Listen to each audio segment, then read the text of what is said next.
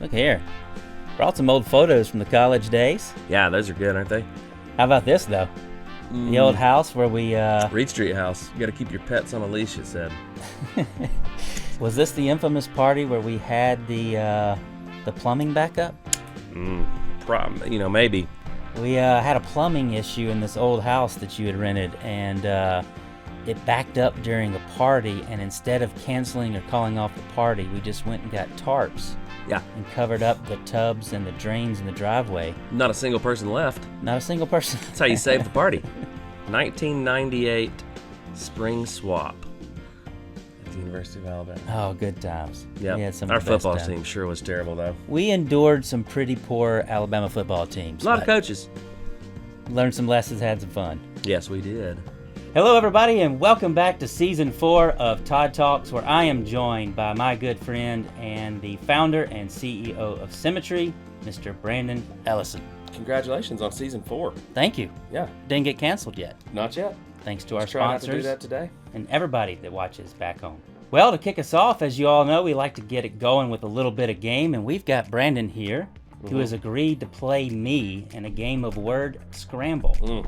So together, Brandon, Yes.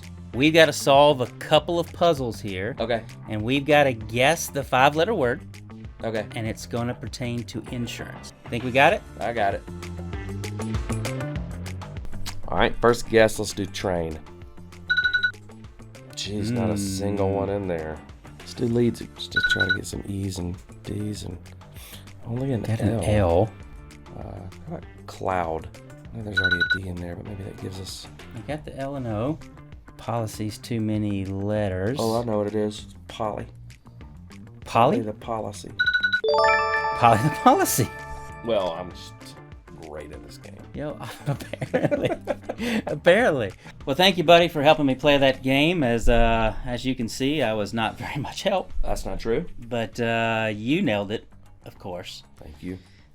Speaking of that, we last year, if you'd like to recall, we had Casey Watkins on Todd Talks. Yeah. And it broke every record we had ever had for the Nice. number of downloads, views, and added subscribers to our YouTube channel. Very nice. So I don't want you coming into this interview with any unneeded pressure, I'm okay? nervous now, yeah. But your co-founder and your good buddy Casey really rocked the charts. So Okay. Well, I got a secret weapon here. I brought Birdie. I think dogs always make podcasts better.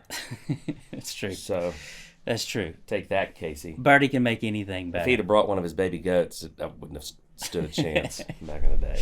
But A baby goat in a diaper is undefeated. that's undefeated. That is fair. Yes. That is fair.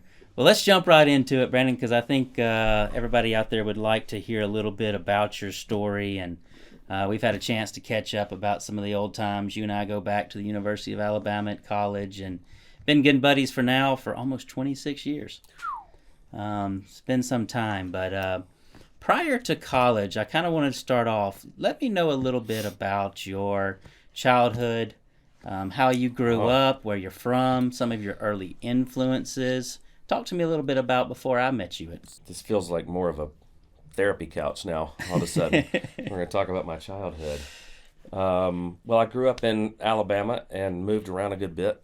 My stepfather was a preacher that, if you know anything about the Methodist Church back then especially, like you moved around every handful of years, 3, 4, 5 years. So I did that, and I think I moved to a new school in Newtown in 4th grade, 7th grade, changed schools again in 9th grade, and then moved to Tuscaloosa after that. So there was a lot of moving around for sure, kind of getting used to new areas and new schools, which I think probably helped me learn how to communicate better with people, and you got to be able to connect well with people if you're a kid moving to a bunch of new schools, just so you can stay out of fights and trouble, I think.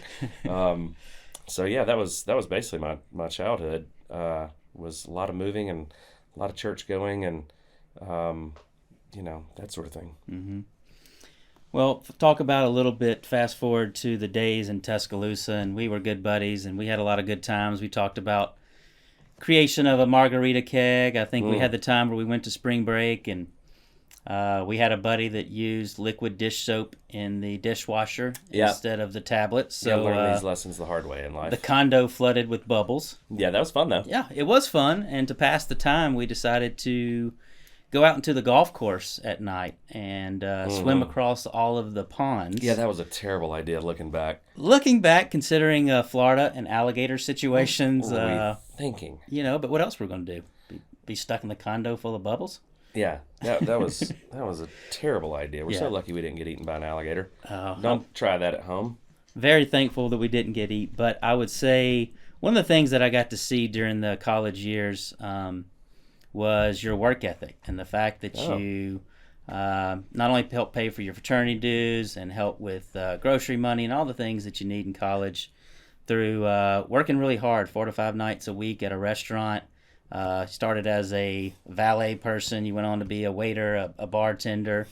And then many of those nights you'd leave and go on to play music. Yeah. And I know that fun. the extra money playing music didn't hurt, but talk to me a little bit about what lessons you pulled from those college years and working in the restaurants and playing music that kind of help establish who you are today.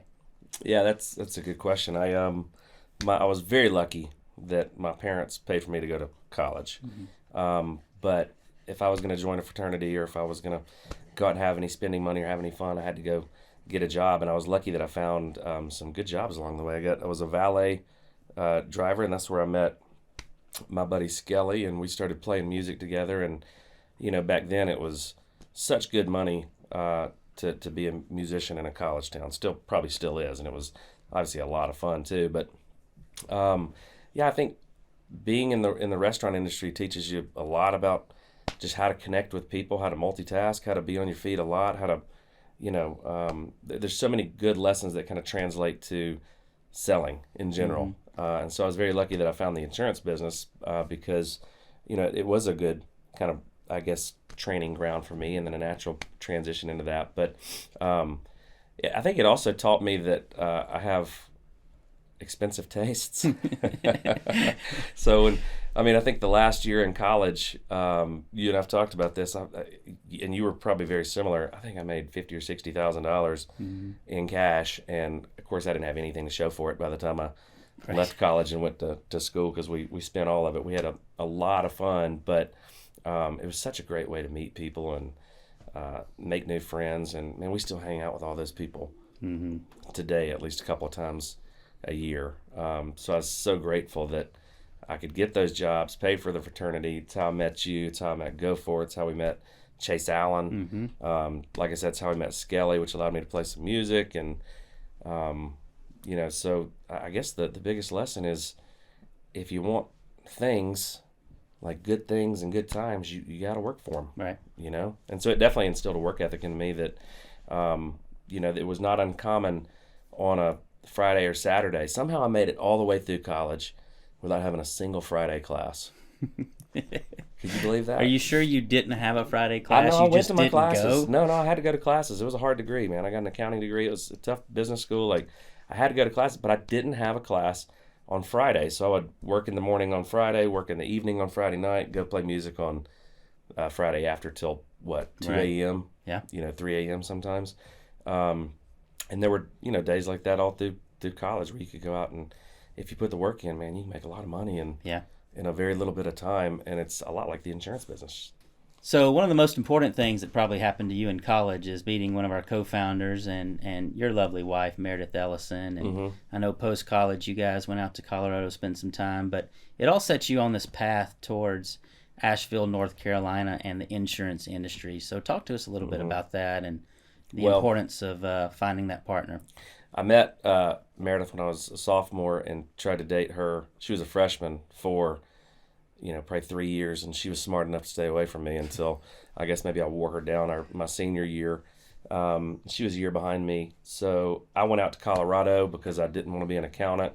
She came out shortly after, maybe 6 months later, and it just wasn't a good fit for us where we were. It was very hard to make a living, very expensive. And so she wanted to come back to Asheville, and I wanted to go wherever she was going to go. We didn't know anything about Asheville. We didn't know. She came back here to get her master's in counseling, and she was doing a program split between Western Carolina and UNCA. So there weren't many options when you wanted to get closer to home in the South, but still be in the mountains and have a college where she could go get her master's degree. And so that's how we ended up in Asheville in 2001. And I just, kind of fell into the insurance business because there weren't many other jobs to be had. I answered a newspaper ad. I went and sat for an interview, had my suit and tie on, and I thought I nailed the interview. I got the job. Everybody else in the room got the job too, as it turns out. So I guess highly competitive. It was highly competitive. They were hiring everyone. So I did that for a little while. Then I got into the health insurance business for 6 months, and then I found mortgage protection, working leads, and we did that. Meredith and I did that together for the most part for right at 7.5 years before we started the company, started Symmetry. So you find the insurance industry, you're back out here in Asheville, and you spent quite a bit of time in the space, really learning the business, had quite a bit of success. What were some of the things that you learned and experienced that really influenced the drive to go out and form Symmetry and create the system that we all enjoy today? I think we did everything that we ask agents to do now over a 7-8 year. I guess we were really in the field for 10 years, considering we were in the field for a couple of years after we started the company. But I mean, we worked different types of leads, but we built agencies. We, worked leads. We didn't work virtual. We were out in the field. But I mean, I think everything that we went through kind of led us to the understanding of what needed to be built or what needed to be added, what the ingredients were to be able to build Symmetry and make a successful company. Managing activity, managing your calendars, understanding how to connect with people, just learning how to sell, learning how to communicate with agents, learning how to recruit, learning how to actually think like a business person and run a business. We didn't have any experience doing any of those things. And, so I think the real lesson there is that we did everything that we ask people to do now, from calling leads, selling policies, recruiting agents, training agents, running conferences, putting on conferences, and we learned a lot about what it would take to be successful in this industry. We knew what we wanted. We also knew what we didn't want. There's a lot of value in kind of negative mentors, right? People that are in your life that teach you how to not be or how to not do things. And there was a decent amount of that going on as well. And so, when we started Symmetry, we knew exactly what we wanted, and we probably wouldn't have started our own company had there been something out there like what we knew we were looking for. But there wasn't. So we were lucky enough to meet Brian, and when we met Brian, he was in a good position because he wanted to build a company with distribution like we knew how to create it. And he had a lot of things that we didn't have, like insurance carrier contracts and lead knowledge and things of that nature. So it was a great partnership from the very beginning, and that's what really allowed us to kind of grow and scale quickly. And one of the things that we see at Symmetry, and your experience in the field, Casey in the field, Brian in the field, a couple of things that are very evident when you look at the system that you built here. And one, it's the desire for people to have both time and money, to be able to have the time to enjoy the things that they love to do, but also have the money to be able to afford those activities.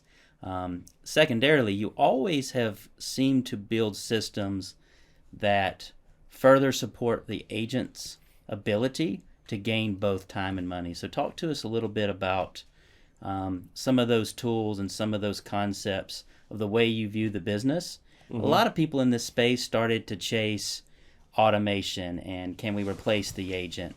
Symmetry seemed to go the opposite direction. Symmetry seemed to go the path of how do we empower the agent. So where did that come from? And well, really everything that we're wanting to create is about how do we improve the experience of the agent, how do we improve the experience of the client, how do we improve the experience of the agency builder or the agency owner, and pretty much everything that we're wanting to create fits into those categories, right? If it's a switchboard, we want to improve how agents can kind of manage their consistent activity, right? We also know that people, the client, they want to be communicated with differently now.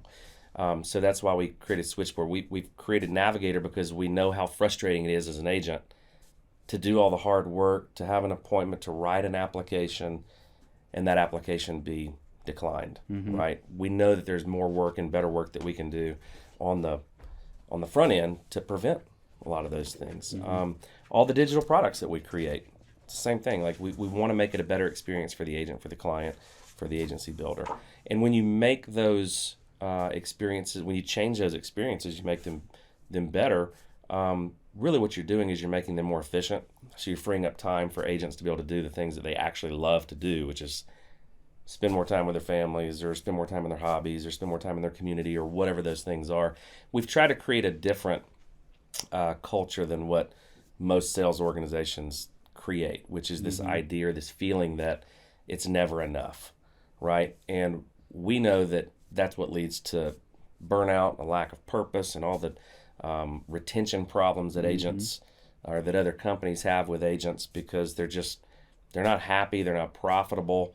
So everything that we're creating is to improve those things. It's the efficiency of being an agent. It's how they can help to manage their calendars a little bit better. How they can be more successful. And when you focus on changing the experience for the client, that also changes the experience for the agent and for the agency owner. It makes things much more duplicatable, and it makes agents much more proud of what they're doing, because they can go out and help a lot more families. You know, Casey and I were constantly fighting to be $5,000 to $6,000 to $7,000 a week producers, and I think the number one producer last week on the call was $57,000, $58,000 in premium. So it's working. It's crazy. Agents and people that are trying to become agents, they still have to manage all of those things the right way. We're just they have to put the work in. We've always had to put the work in. We're just trying to make it a little bit more enjoyable and a little bit simpler to put that work in and get the result that they're looking for. Yeah. Because that result at the end of the day is not just money, it's time, but it's not just time and money, it's also purpose. And how can we create all of those things in the system that we've built? Yeah. And a lot of those tools that he's talking about, check down in the chat, check down in the description, and you'll be able to pull up an article that will give you a lot more information on all of the topics. And that's an article by Dakota, by the way. So you're definitely going to want to read that, because it's going to be very good. Dakota doesn't play. He's an amazing writer. He's bad. Yep. Can we say on Todd Talks? You can say anything you want to around here. Thank you. They can edit it out or bleep it out. They know that they have to have a good bleep function for when I talk. That's true. Speaking of exciting times and purpose, we are currently underway in the biggest contest in insurance history. What is the contest, and where did this idea come from? We jokingly call it the biggest contest in the history of the world. There's an asterisk on it. Yeah, but it's funny. We were at actually a contest in Cabo a few years ago, Champions Cup, and I was talking with so many agents. I think Jeremy Whitaker, Misty Cintron. There was 2 or 3 agents that were there that I was talking to that had been in their room writing $10,000 worth of premium, or $12,000. So the initial thought was we wanted to do a Producers in Paradise contest, but we wanted to expand it, and that was going to be a lot more logistical problems and challenges, So it ended up being we wanted to have a lot more people in the contest too. So we ended up staying at home, letting people kind of work from their homes. We may do a Producers in Paradise contest one day, but that's what sparked the idea. And then Casey and I just talked it through, like, what is the best way to do it? And what's the best way to get people really excited and involved? And that's why you had to kind of up the purse a little bit. We always did contests for a trip. This is a contest for, you could do a trip to the moon, maybe if you win $100,000. Maybe not. You probably need more than that, but you can do a hell of a trip, right, for $100,000. The second place prize is a dream vacation. The second place, first place prize is $100,000. $100,000, and it's that it goes to the person that helps the most families. Yeah. And that's what this thing is all about. Like, you incentivize agents to have the activity that yields the results, right? To actually move the needle and make an impact. But it's really all about who goes out and helps the most families protect their loved ones. And most of these people have been in the unfortunate position of having to deliver a death benefit check or talk to someone about disability benefits or critical illness benefits, that sort of thing. So it's a really cool thing when you see agents go out there to try to break their own records of the number of families that they've helped. And we're only in week 1 or 2, and there are a lot of records already being broken. Yeah. Pretty cool.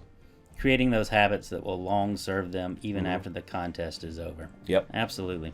Well, this has been a lot of fun. Really appreciate you stopping by today, man. Brandon, and being a part of Todd Talks. And speaking of Fall Classics, about time to go check the leaderboards. Yeah, we need to go check the leaderboards. So I'm getting some texts over here, and there's some serious production, Birdie.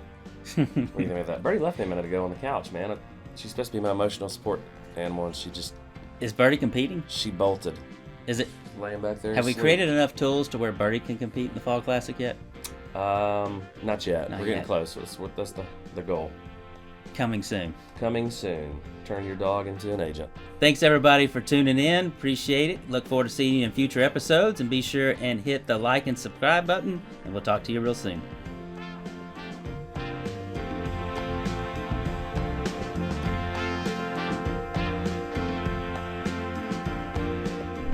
Thanks, everybody, for tuning in to Todd Talks. Be sure and give us a like and subscribe. Check out the links below. And we look forward to seeing you on future episodes. Are we done here? Am I done? I'm done.